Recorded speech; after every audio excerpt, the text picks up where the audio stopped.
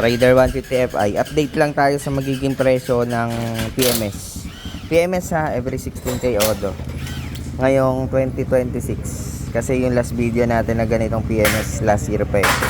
So PMS 16K odo, 30K odo, major PMS. Alright.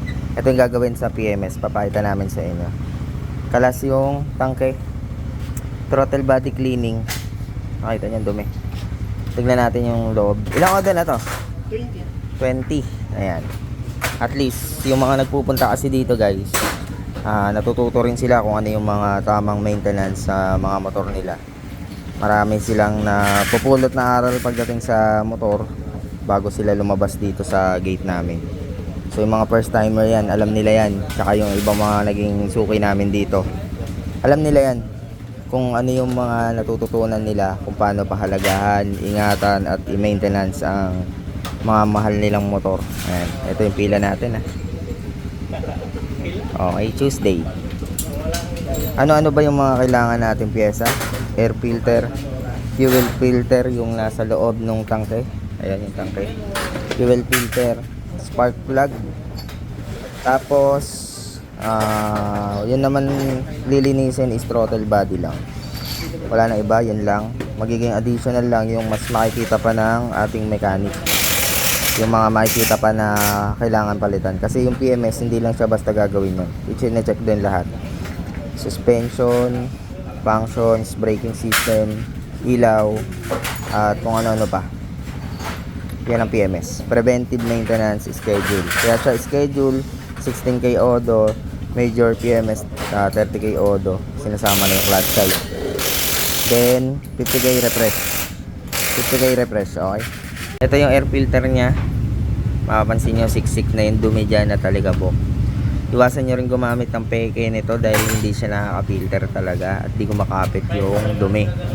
Ito kasing original, para siyang wet. Okay.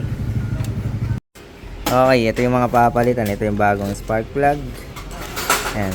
Fuel filter, air filter. Asan na yung lumang spark plug niya? Tignan nyo naman to. Ayan yung luma. So mas maganda na papalitan to every 8 to 10K odo para siguradong hindi nagmi-misfire. Yung mga nakakaramdam ng malalakas na backfire tsaka yung pugak nagagaling din minsan dito. Ito yung bago. SGP rin. SGP lahat na nilalagay natin. Okay, sasalpak na yan.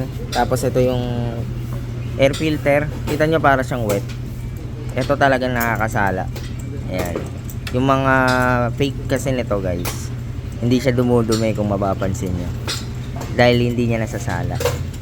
Okay. Ito naman yung fuel filter. Kasama sa pinapalitan natin yung dito. Nasa loob niyan. Okay. So yun lang naman yung major na pyesa para sa PMS. Spark plug, fuel filter, air filter, tapos throttle body cleaning. Nakapaglinis ka na ng throttle body?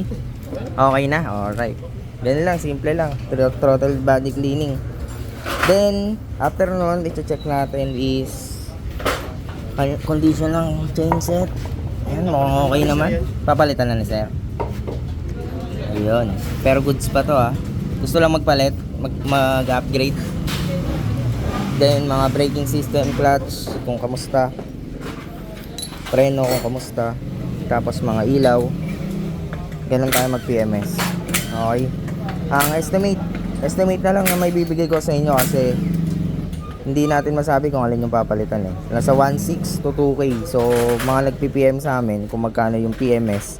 Ang estimate na nagagastos natin is 2K. Budget ng 2K. Diba? Pasok na dyan yung in case na may papalitan. Tapos pasok na rin yan pati labor yung mga pyesa na yan. So yun lang naman. Tuloy-tuloy na to. Ito, pakita natin. Kita nyo 20K odo, napakadumi, itim na itim. Ayun pinagkaiba ng dalawang napkin. Diba? So yun lang, ideas lang, hindi na natin bubuuin, tapusin kasi naipakita ko naman sa inyo lahat ng papalitan.